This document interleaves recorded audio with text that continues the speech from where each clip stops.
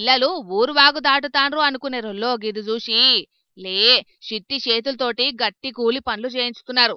చదువుల సారమే గాకుండా కిలోమీటర్ల దూరం నుంచెల్లి వాగులు వంకలు దాటుకుంటా ఇట్లా దినాం పాల ప్యాకెట్ల భారాన్ని మోస్తున్నారు పాపం.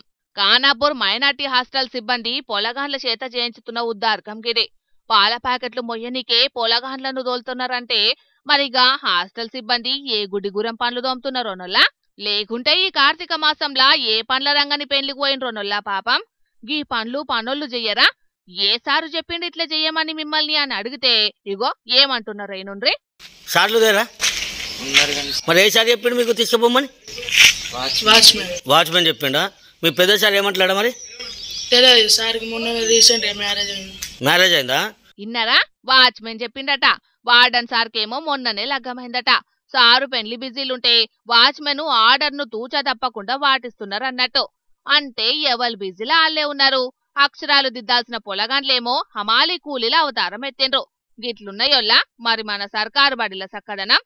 అందరూ బిజీనే, ఒక్క పొలగాండ్లకే ఏడ పని బాటలేదు పాపం. అందుకే లేత పానాలను హమాలి కూలీలను చేసి ఆడిస్తున్నారు గిట్లా. నిర్మల్ జిల్లా ఖానాపూర్ పట్టణంలోన్న మైనార్టీ రెసిడెన్షియల్ బడిలా 9వ చదువుతున్న పొలగాండ్లటనొల్లా వీళ్ళంతా దినాం ఇదే పనట. పొలగాండ్ల చేత హమాలి పనికి పోయినట్టు వంతుల వారిగా పాల ప్యాకెట్లు తెన్నికి పంపుతున్నారట వాగుల వంకల పొంటి. ఇక అట్లిట్లన్నా ముచ్చట బయటికి ఒక్కనే ఒక్కింది. పొలగాండ్ల అవ్వయ్యలకు ముచ్చట తెలిసి మస్తు కోపానికొస్తున్నారు ఇప్పుడు. అయితే ఇది కొత్తేం కాదటనొల్లో, ఇదివరకట్లా కూడా ఇసొంటి ఉద్దార్కాలు జరిగినాయట. హాస్టల్ సిబ్బంది పొలగాండ్లను పెట్టేటి ఇబ్బందుల మీద ఫిర్యాదులు అందినాయట కూడా.